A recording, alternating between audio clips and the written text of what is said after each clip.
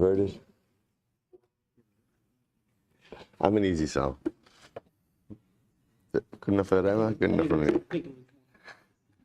Sure. All right, we'll say good morning. Good morning. Let us begin.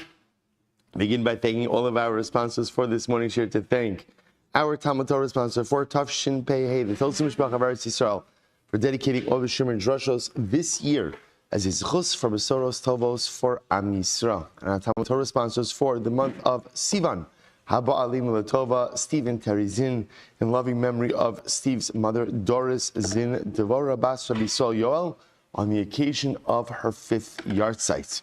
And additional sponsorship. What's going on over there?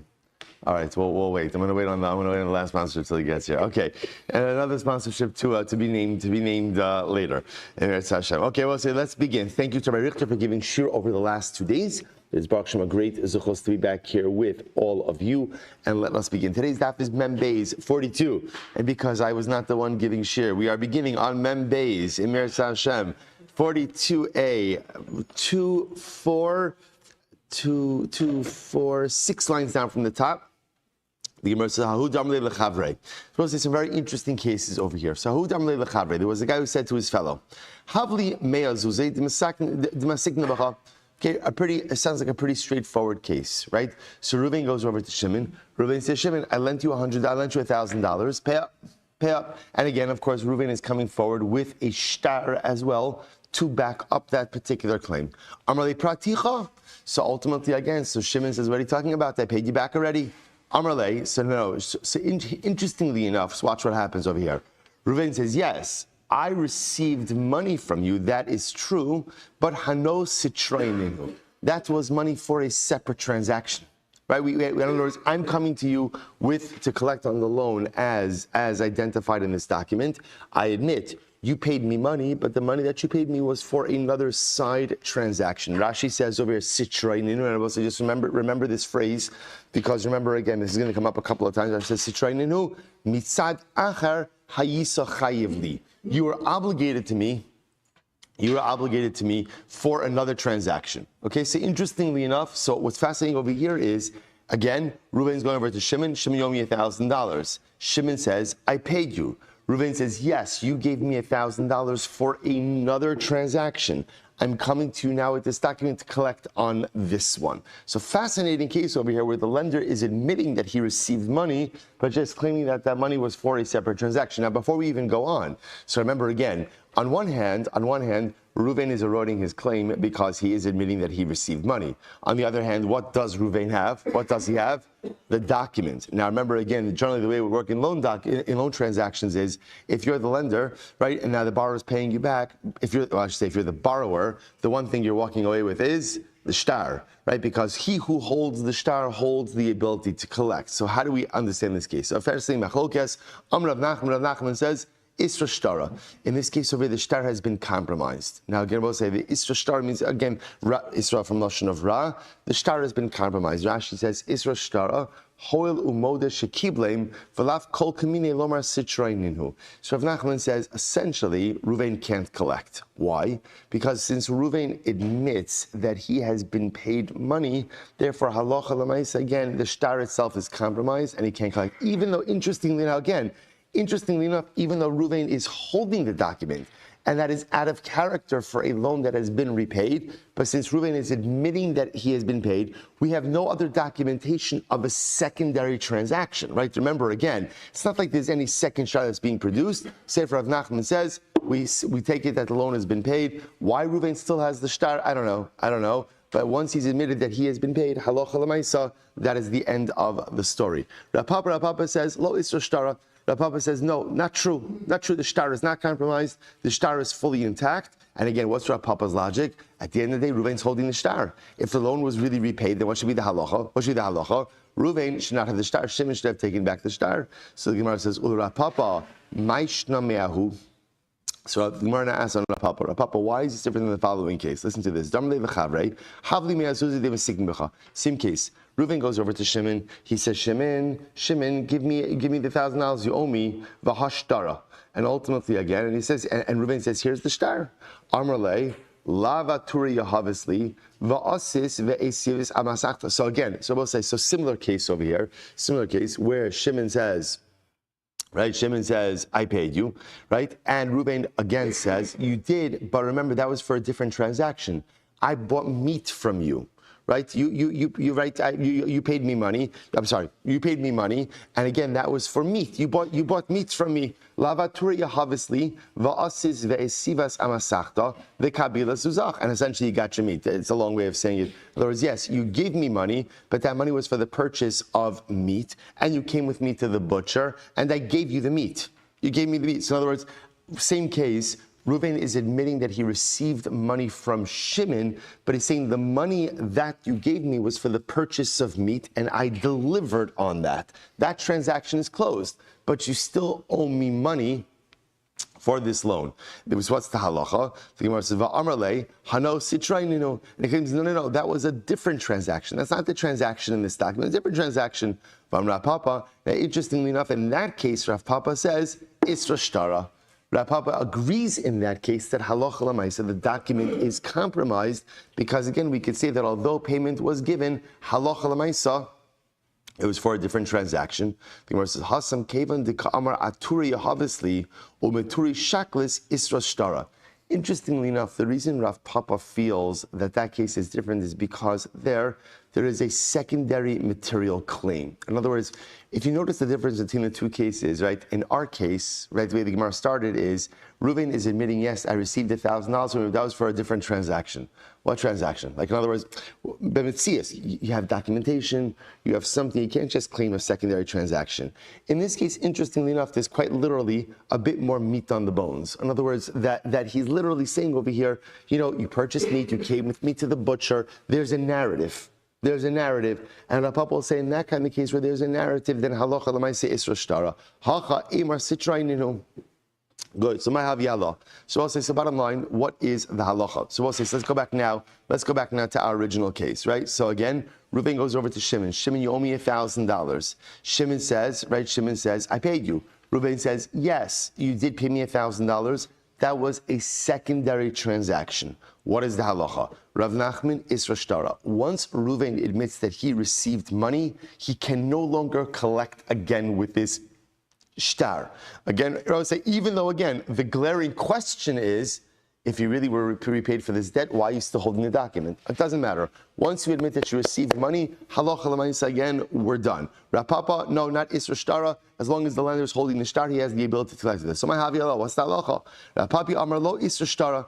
Rav Papi says the shtar has not been compromised. Rav Sheish Spreid, Rav Idi Amar Isra Shtara. No, the shtar has been compromised. Here it is, Rabbi say, Isra Shtara. The halacha is ultimately, again, in a case like this, the shtar has in fact been compromised. So when you have a case where the lender admits that he has received money from the borrower, even though he's claiming that that money was for a separate transaction, halacha l'maisa, he cannot collect with this shtar any longer. Isra shtara. So the Gemara says, V'hani mili, and by the way, the Gemara just qualifies this, V'hani mili, de pari ba'api sahadi, v'lo idkar le shtara. Now this is assuming that halacha l'maisa, again, payment occurred in front of witnesses, and there was just simply no mention of the shtar. In other words, that if payment happened in front of witnesses, and there was no mention of the shtar, then we assume that halacha l'maisa, again, that halacha l'maisa, this is payment for the debt. In other words, the fact that the shtar wasn't taken back, it is a strange thing. It is, but l'maisa, if payment happened in front of witnesses, then that's when Isra Shtara. Aval, we'll say, here's an interesting qualification. Pare bein didei ledidei. Here's what's interesting. If payment happened between Reuven and Shimon and there were no witnesses, Migol di yachal lememar lo havi dvar me'olam, yachal nami lememar sitraininu, ukidavimi breid Rabbi Avo. So Rabbi says it's a very interesting qualification. So when do we say Isra Shtara? We say Isra Shtara when payment happened in the presence of witnesses.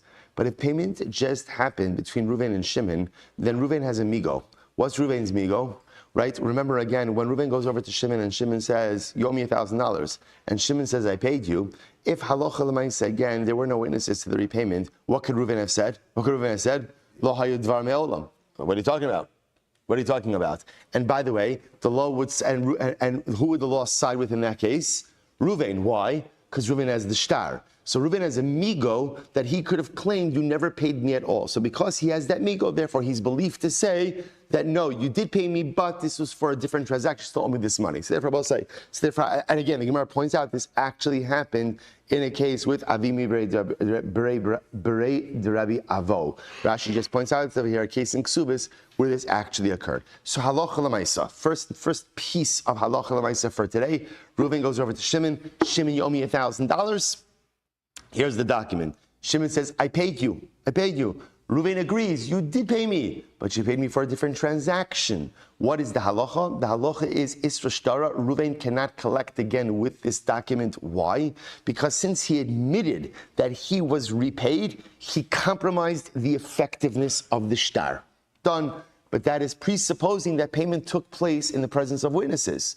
But if payment did not take place in the presence of witnesses, Reuven can collect with the shtar. Why? Because he has a migo. What's his migo? He could have said what? I don't know what you're talking about, right? I don't know what you're talking about. I never received anything from you, and therefore, halacha l'maisa, again, he would be believed to say that payment was for a different transaction. Incredible. Here we'll say that's part one. So what's this very interesting case over here? So right, same case, Reuven lent Shimon $1,000, and what happened? So Reuven, So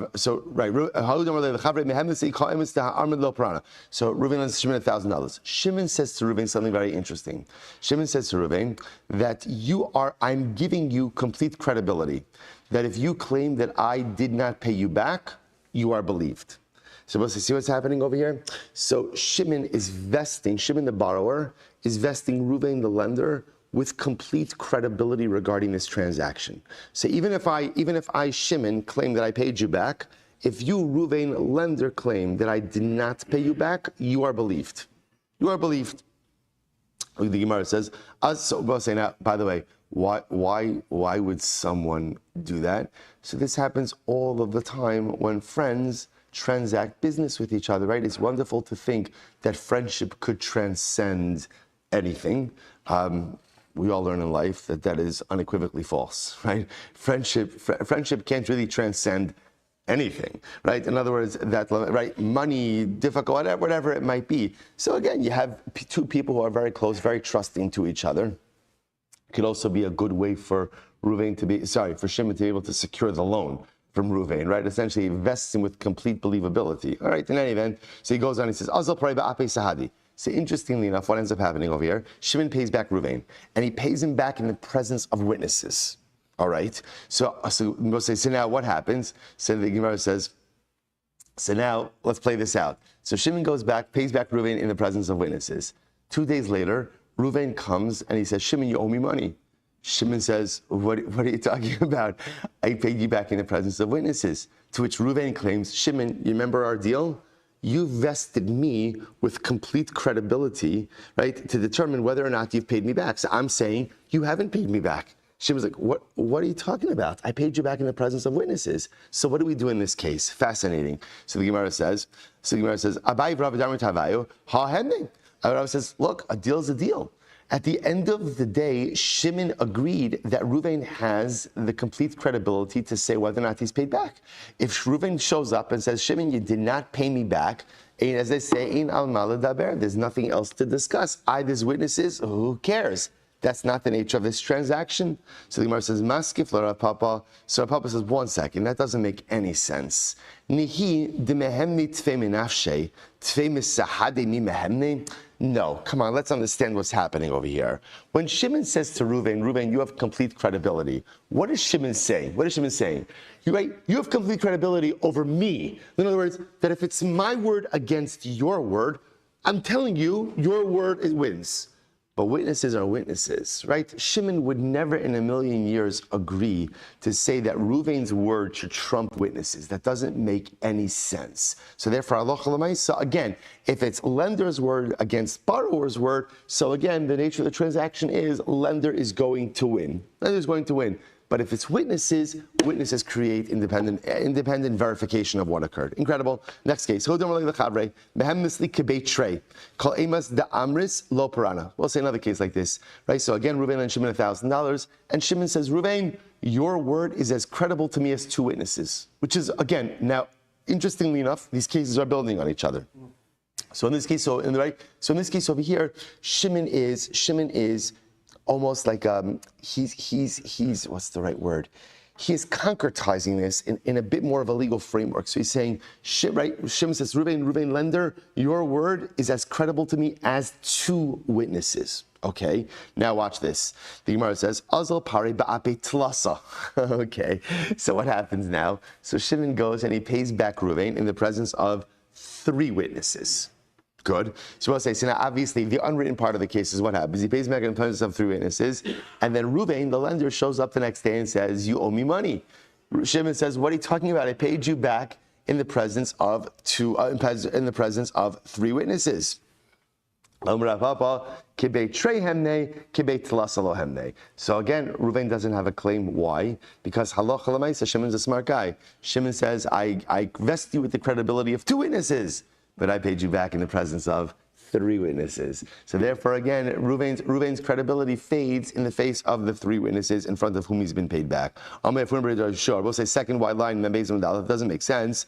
Eimer da amri rabbanan da azlinan basarov deos hanimili le'inyan umdina de kamadina fi shebeki tfei aval le'inyan eidos mea kitrei utrei kemea. So we'll say, so here's what's interesting.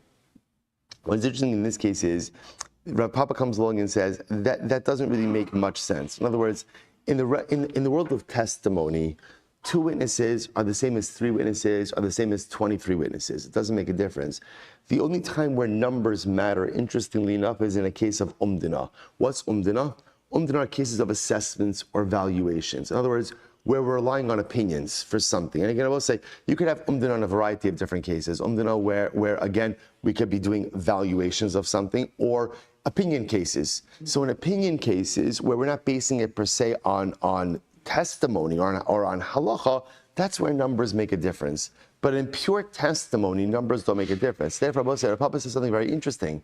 When Shimon the borrower says to Ruvain that halacha l'maisa, you are believed to me, you are believed in my eyes like two witnesses, and then Shimon pays back Ruvain in the presence of three witnesses, essentially what we have over here is what? Halachically, two witnesses against two witnesses. That's really what we have over here. And the fact that he paid him back in the presence of three witnesses does not lend any more credence to Shimon's claim. So I'll say, so therefore, what we do in this case? So therefore, halacha l'maisa, Ruvain would be able to collect again. Why? Because essentially it's two witnesses against two witnesses, which means they would effectively cancel each other out. And what does Ruvain still have?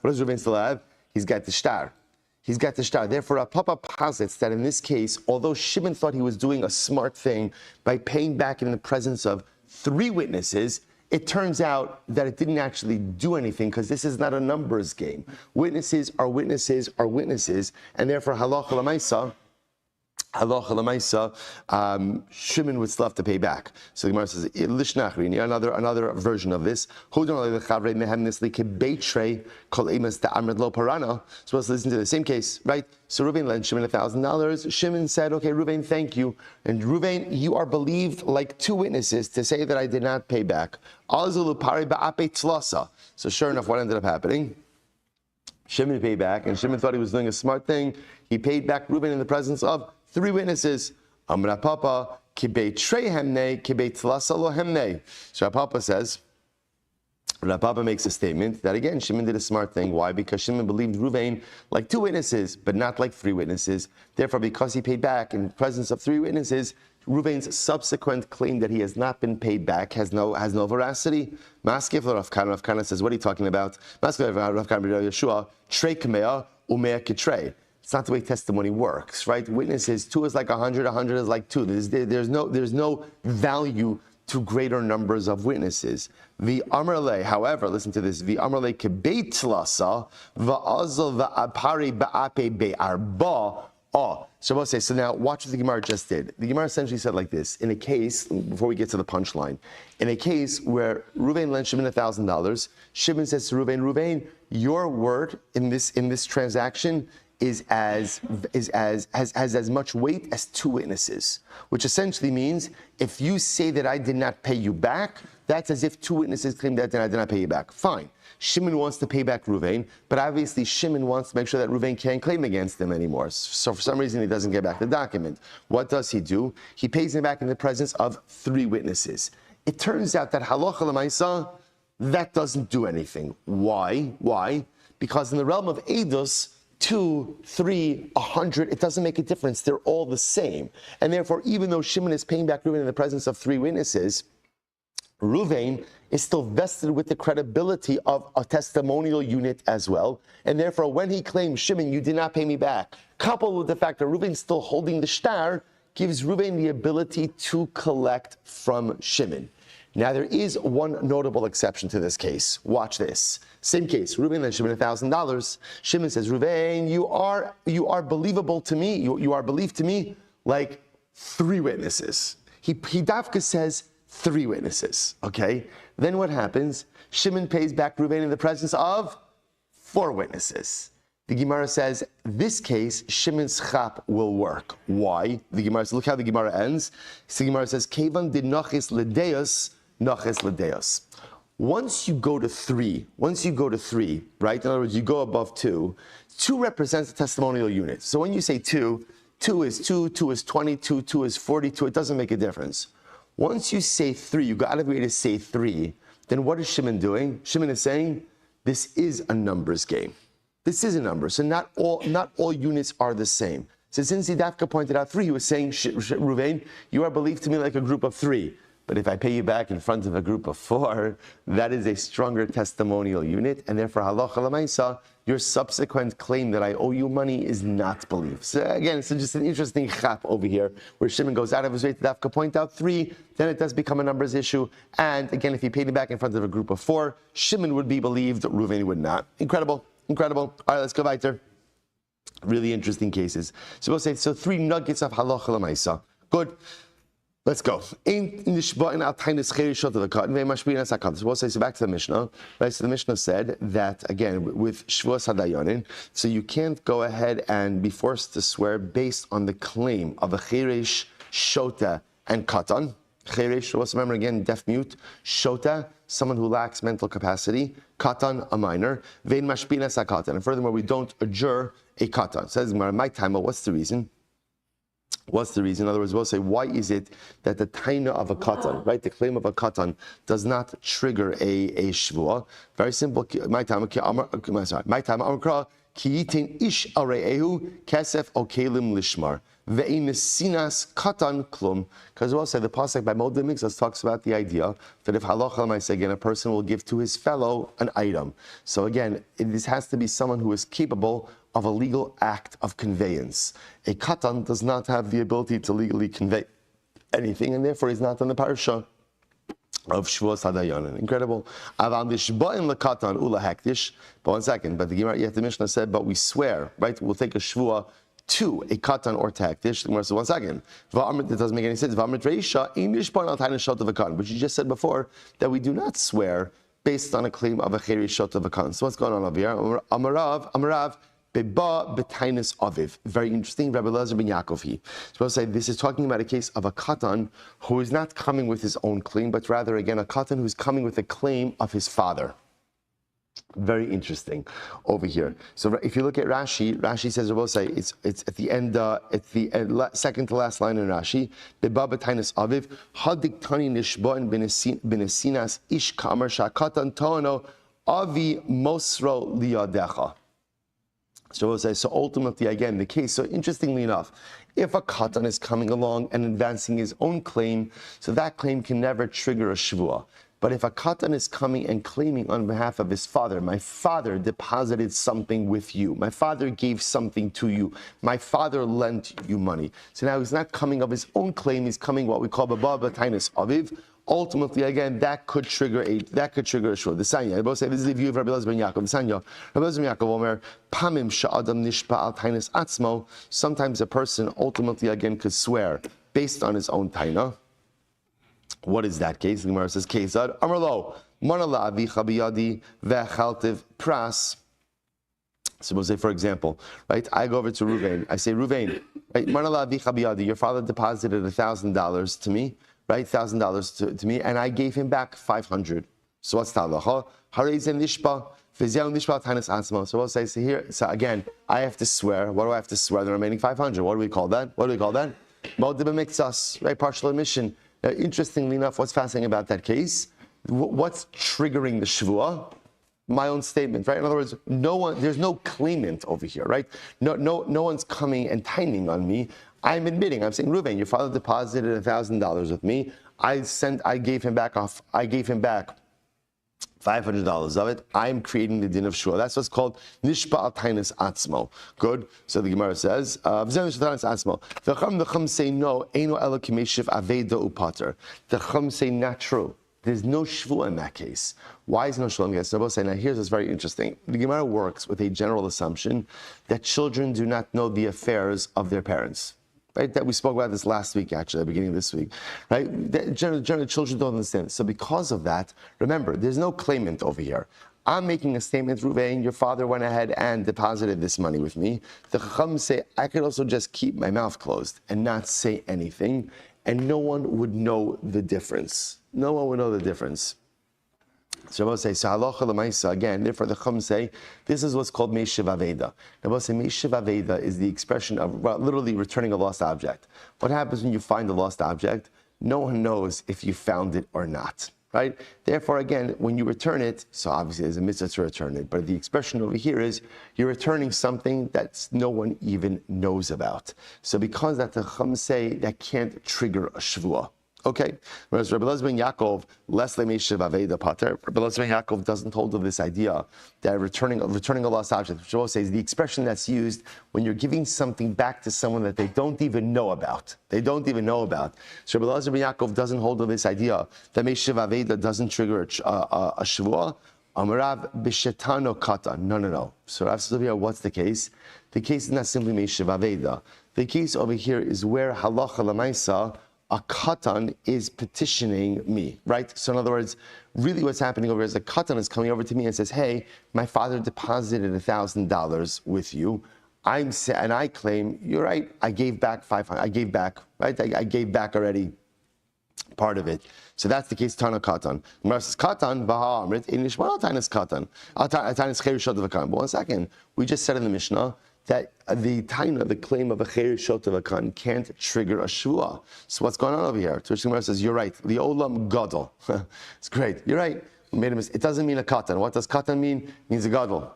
Only Jews could do this, right? It means, right? Katan doesn't mean a katan. Katan means a gadol. So why calling him a katan? V'amai karli katan to legabe mili da'avua katanhu. So what says what we said before. He's a katan, but rather what? Regarding his father's affairs, he's a katan. He's a katan. Ihachi, tainas atzmo, tainas achirim he. If that, I'm sorry, ihachi, tainas atzmo, tainas achirim he. Gemara says, tainas achirim, to which the Gemara says, if that's the case, then why are you calling this a case of admission? This isn't a case of admission. What's happening over here is there is an adult child that's the claimant. Right, the adult claim that, and halacha l'maisa again, and I'm admitting part of the claim. This is a modeh b'miktsas case. Iachi tainas atzmo, tainas achirim he. To which the Gemara says, you're right. It's tainas achirim v'odas atzmo. You're right, but it's a case of where what? It's a case of where someone's claiming. In this case, again, it's the adult child. It's the adult child that's claiming against me. My father deposited $1,000 with you, and I am making a partial admission. That's why I'm calling it odas atzmo. To which the Gemara says, hello, membeis 42b, kulu nami tainas achirim odas atzmo. Yeah, that's called modeh b'miktsas. Every case of modeh b'miktsas is like that. Someone's making a claim against me, and I am making a partial admission. To which the Gemara says, Kulu nami, all cases are like that. Tainas achirim, v'odas atzmoninu, ella b'derabba kamiflagi. Rather, the Gemara says, you're right. Rather, what's going on over here? This is a machlokes in the statement of Rabbah. Da'amar Rabbah, mipnei ma amra Torah. So we'll say, it's actually very interesting. We should have actually had this a lot earlier, right? But again, it's coming up now. Da'amar Rabbah, mipnei ma amra Torah, modeh b'miktsas satani yeshava. So we'll say, listen to this. Why is it, again, I will say, this whole parak, within Modim Mixas. So we know what's halacha Modim Mixas, right? Right. I go over to Reuven and say, Reuven, you owe me $1,000. Reuven says, I only owe you 500. Boom, you admit it 500. Great, pay me the 500. You swear on the rest. Why? What are the mechanics of that? Here we go. So why is it that halacha l'maisa we say that ultimately, again, that if a partial admission that you have to swear, why is that? This is fascinating. Chazaka ein adam meiz panav bifnei bal chova. So both say this is fascinating. There's a chazaka. What's the chazaka? The chazaka is no one has the chutzpah to deny a loan in the face of their creditor, right? No one has that chutzpah. So, right, if I lend Reuven $1,000, there is no way that Reuven is ever going to have the chutzpah to look me in the eyes and to say, I owe you nothing. Impossible. The Gemara says, "Vaha bikuli bayd." But really, what was now? But that's really what Reuven wants to do, right? Really, what Reuven wants to do is Reuven wants to deny this loan. Now, again, I will say there's a lot of psychology that's happening over here, right? So, psychological nugget number one is that people would never have the chutzpah to deny the total good that someone else has done for them, right? So, if I've lent Reuven $1,000, there's no way that he, in good faith, again, the Gemara is working under certain assumptions of human behavior. Reuven is not going to look me in the eye and say, I owe you nothing. But he really wants to say he owes me nothing. Now, why does he want to claim he owes me nothing? Why? Because he doesn't have the money to repay me. Not because he doesn't want to repay me. I both say, there are certain truths that the Gemara is operating with over here, right? So psychological truth number one is that people will never have the chutzpah to fully deny the good that someone else has done for them and to them, right? That's truth number one. Psychological truth number two is people are often too proud to admit that they need help. So what's unfolding over here is as follows. Reuven owes me $1,000. It's time to pay up. Reuven doesn't have the money. So what's going to happen over here is, but yet Reuven doesn't want to say, I need a little bit more help, right? So what Reuven really wants to do is he wants to claim he doesn't owe anything. But he's not going to say that because that's a level of unprecedented chutzpah that he's not going to have. So but he wants to say he doesn't have it, but he's not going to say it.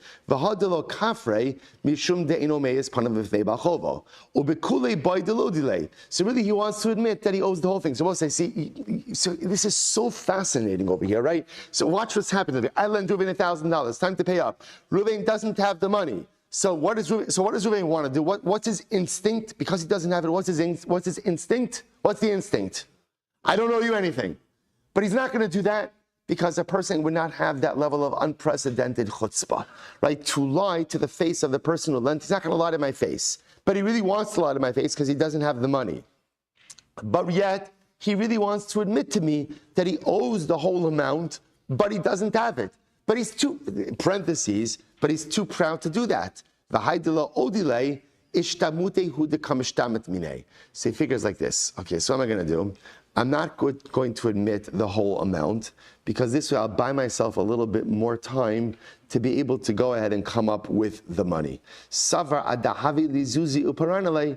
Ultimately, again, I'll buy myself a little bit of time, admitting only half of the debt, buy myself a bit more time. Of course, I'm going to pay back Silber. Reuven saying, of course I'm going to pay him back. I'm going to pay him back. But I need to buy myself a little bit more time. So I just want to point out, Torah therefore says, Rami Shvua Iluye, Ki Hechi Delo Dele Bekule. So ultimately, again, the Torah understands this psychology. Chazkash Baruch Hu understands this better than we understand ourselves. And therefore says, impose the Shvua upon Reuven. What does the Shvua do? The Shvua, by definition, pushes the truth to the surface. Because we assume what's going to end up happening over here, but it's going to be the end of the story. Is Reuven going to take the Shvua? No. Why? Because he knows he owes all of the money. So he's not going to take a false oath. So I just want to point out how profound this is. That the Torah creates an entire construct over here because it recognizes that people are not truthful when they need help. So what people will do is, they will go ahead and construct all types of alternate realities to do anything and everything but admit, I am in distress, I cannot handle this on my own, and I need help. The Shevuah, what the Shevuah does is, the Shevuah forces the borrower out of his alternate universe, right, out of his alternative reality, and forces him to acknowledge the reality which is. What's the reality? I the borrower, don't have the money. I don't have the money, but I owe it. And I'll say it's absolutely fascinating. And it's fascinating on multiple levels. It's fascinating the lengths that we go to avoid acknowledging that we're in over our head, that we need help, that we can't handle it ourselves. Because I will say, after all, you have to understand, why are people so reticent to admit that they need help? Understand, it comes from a good place, right? Man is made b'tselem Elokim, in the image of HaKadosh Baruch Hu.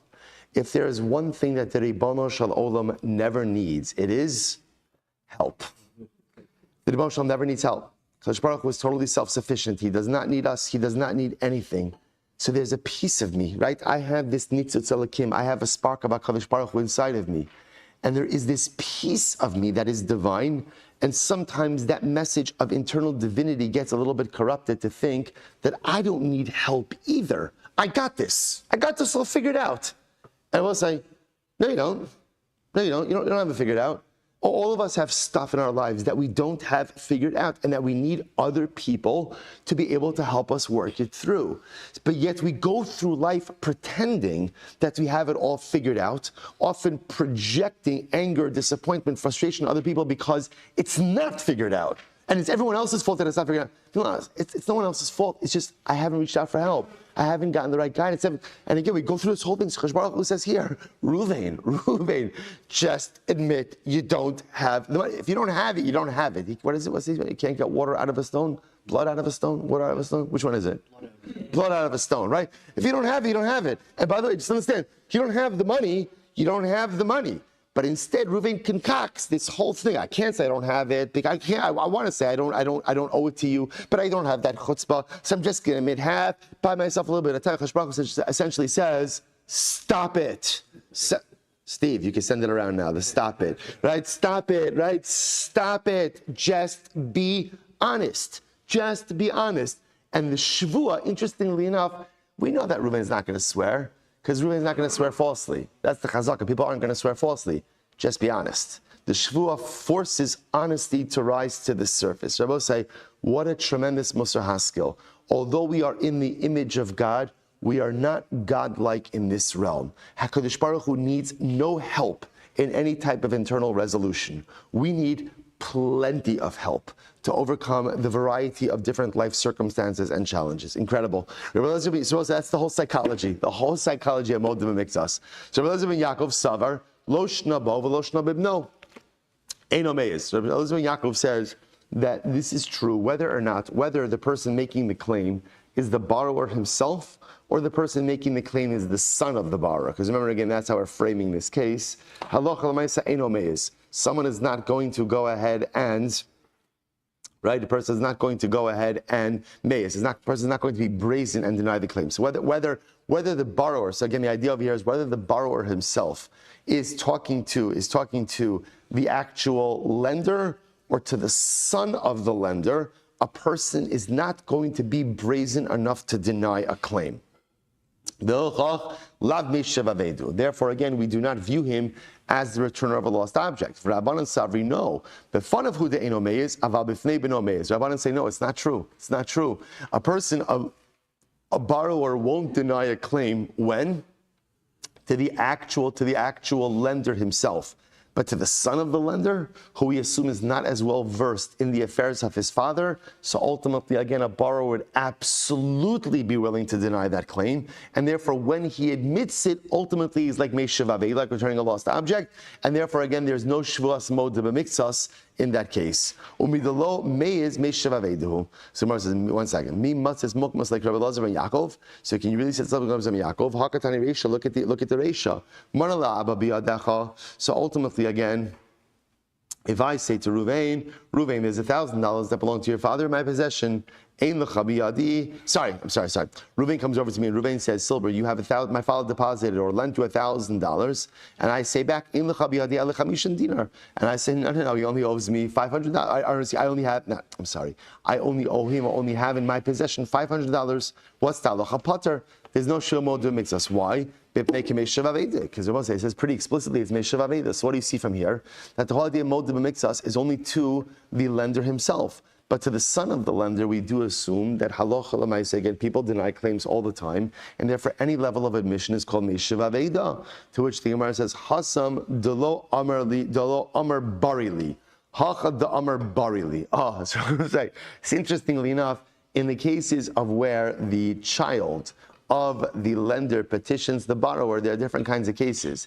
There's a case where ultimately, again, the son comes along and says, barili, I know for sure. Come with a definitive claim, versus a case where he comes with a possible claim. So in a case of a definitive claim, that may trigger a moda b'mikzas. In a case of a possible claim, ultimately, again, that's going to be like meishiv aveda. Shmuel says, no. When it says lekatan, katan doesn't mean that a katan is the one petitioning the borrower. That's not the case. Rather, what does it mean? The para menichse katan. It's referring to collecting from the property of a katan. Same idea. Lahektish means the para menichse hektish. The same idea that from hektish means to go ahead and collect payment from the property of hektish. So the Gemara, look at Rashi for just a moment. The par menichse katan, it's in the short lines, about 6 lines in. The par menichse katan, menichse yasum, ba'afilu hotzi shtar alav tzarach shvua, shlones kabel chov zeme aviv. So I'll say, so the case over here is where, it's actually a reverse case, where I am the lender, I'm coming to collect from Reuven. Reuven passed away, and now again, his estate has been inherited by his son. So I'm coming to collect ultimately again from the estate. So we've seen this already before, like in the Babas. What's the halacha? Whenever you're coming to go ahead and collect from a yasam, what do you need? Shvua. Same idea with hekdish. Ultimately, again, about say if halacha l'maisa, I was makdish my property, and I had outstanding liens on that property. I defaulted now on certain obligations. My creditors could come and collect property from hekdish, but in order to collect property from hekdish, what do you need? A shvua. So we'll say, so a different interpretation of the case of the Mishnah. We're talking about over here, when do we say that you need a shvua? When you're collecting from the property, i.e. the estate of a katan. Or you're a creditor and you're collecting from hektish, you need a shvua in order to collect. So Mar says, Shmuel, Tanina. But if that's the case, we already learned this before, right? I will say whenever you want to collect from whenever you collect from the estate of orphans, you could only collect with the shvua. Tarti lamali. So why do I need this halacha expressed in 2 ways, in 2 places?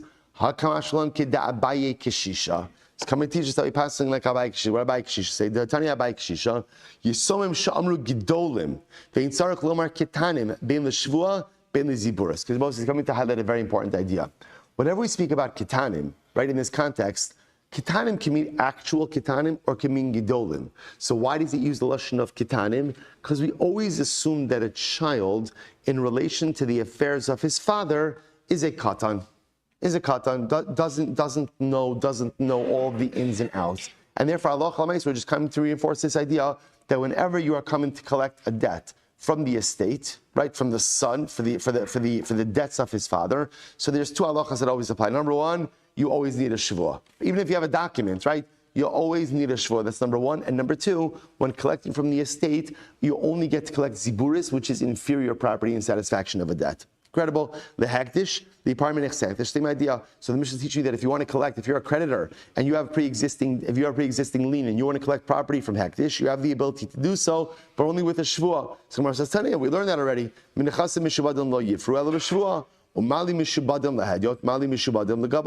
Again, in general, if you are a creditor and you want to collect from encumbered property, the only collect from encumbered property is how with the shvua. And again, what does it matter if it's encumbered to other people or it's encumbered to hektish? It's the halacha. So again, the Gemara is asking, why do we need to restate this concept over here? So we'll say, so again, if I have property, I have encumbered property, I'm makdish my property, I default on my loans, my creditors could go to hekdish and seize the encumbered property, because remember again, their lien preceded the hekdish lien, so to speak. So now that Gemara is telling me, but they could only collect with a shvua.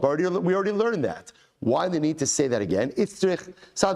I would have thought, so we'll say first wide line, Hediot who the Adam ose kinunya al hediot. Aval hegdish the ein Adam ose kinunya hegdish. So we'll say, so again, I might have thought that no. When do you need to take a shvuah when collecting encumbered property? We'll say that's when let's say it's encumbered and sold to another person, because people play games with each other. But hegdish, no one's going to collect property in satisfaction of a debt from hegdish unless, of course, what? They're actually owed that property. Kamash Shmuel, the Gemara says, not true. People play games with everything, and therefore, Allah Lamaisa, again, in general, whenever collecting encumbered property in satisfaction of a debt, whether you're trying to extract it from a person or you're trying to extract it ultimately again from hekdish, halacha lemaisa, you are going to have to go ahead and take a shvuah. But yet, I will say, what about the following case? Shchimira, right? The person on his deathbed who was makdish all of his property, right? So Reuven's a shchimira, he was makdish all of his property. But Amar, mana leploni biyadi, and ultimately, again, then he says, by the way, I know that I was makdish all my property, but I owe $1,000 to Shimon. What's the halacha? Ne'eman, ultimately he's believed. Why? Chazaka ein adam ose kinunya ala hagdish. Ultimately, I will say, what's the chazaka? The chazaka ultimately is that a person doesn't play games with hagdish, even though he was makdish all of his money, right? But yet when he says that $1,000 belongs to Shimon, we take him at his word, because again, there's an assumption people don't mess around with hektish. So also you see from here that again, people don't mess around with hektish. If that's the case, then halacha l'maisa, we should say that the creditor should be able to collect from hektish even without a shvuah.